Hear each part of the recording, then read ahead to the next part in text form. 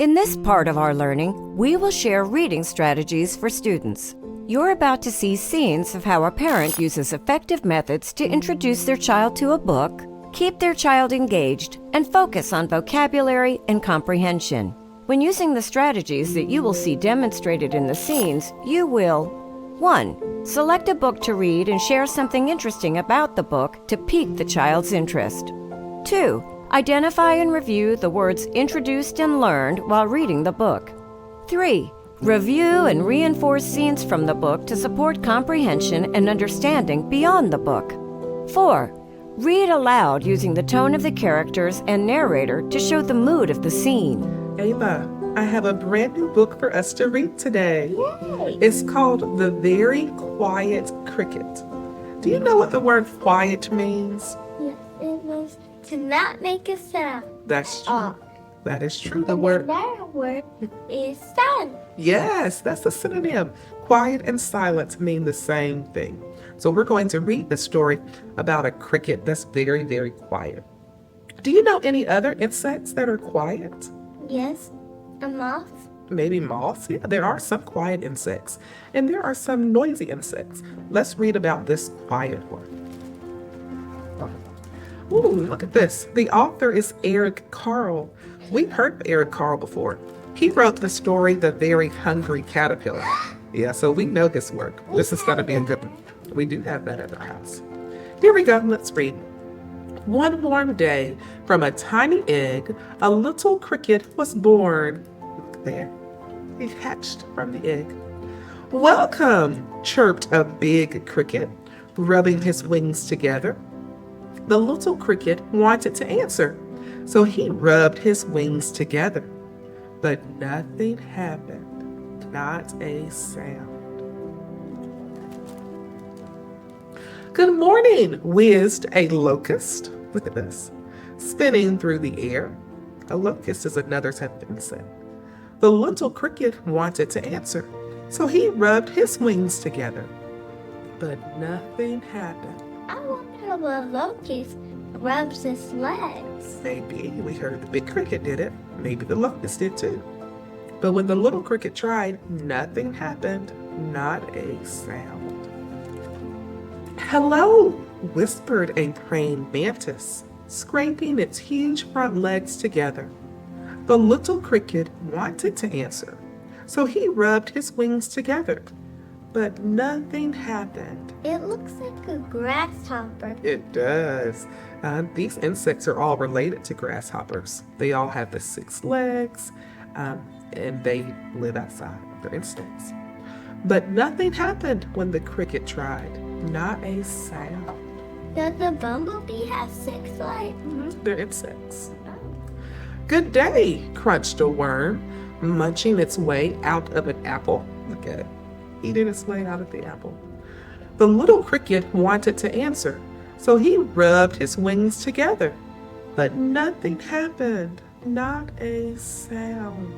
Tell me, what's going on in the story so far? The cricket wants to talk to other insects, but he can't because he is very silent.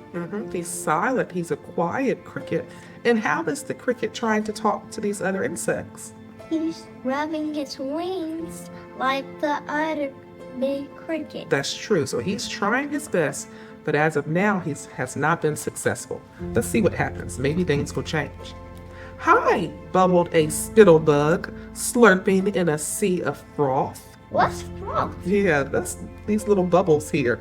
Like this time? The tiny bubbles in a group or in a cluster, that's called froth. You may see that in your bubble bath, where you have all the bubbles at the top of the water. When you're washing your hands. Maybe when you're washing your hands, you would see suds. I would say froth is another word for suds. The little cricket wanted to answer, so he rubbed his wings together, but nothing happened, not a sound. Oh, poor cricket. Good afternoon, screeched. Oh, look at that word, screeched. He's yelling. Screeched a cicada, climbing to a branch of a tree. The little cricket wanted to answer, so he rubbed his wings together. but nothing happened. What's a cicada? A cicada is another insect. You see the 6 legs? It's very different from the cricket. The author said the cicada screeched. All right? So think about what makes this insect different than the cricket. It screams and it flies with wings. That's true. Think about the sound of the cicada. Is it loud or would it be quiet like the cricket? Loud. It's loud, right? So the cicadas are different types of insects. They make a lot of noise. This is like the insect in our front yard or our backyard, the katydids that make that noise all in the morning or the evenings.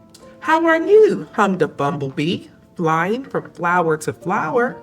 The little cricket wanted to answer, so he rubbed his wings together, but nothing happened. Not a sound. If I was a cricket and I couldn't talk, then I would be really sad because I couldn't make friends. Like the cricket. I'm sure the cricket feels just how you would feel. It is sad that it can't communicate, that it can't talk to the other insects. Did you notice how the author has been using different words to let us know the insects are talking? Yeah. Like the bumblebee hummed, the cicada screeched, but that means screamed. The spittlebug slurped, right? They're all making noise, but the cricket is quiet. Good evening, whirred a dragonfly gliding above the water. The little cricket wanted to answer, so he rubbed his wings together. But nothing happened. Not a sound. Poor cricket. Ooh, look at the pictures. The setting has changed.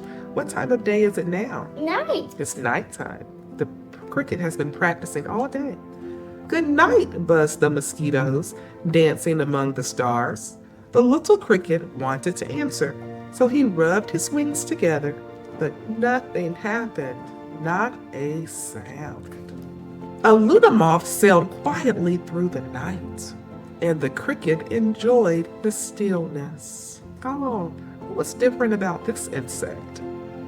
That's both very still and It was quiet, right? It sailed quietly through the night.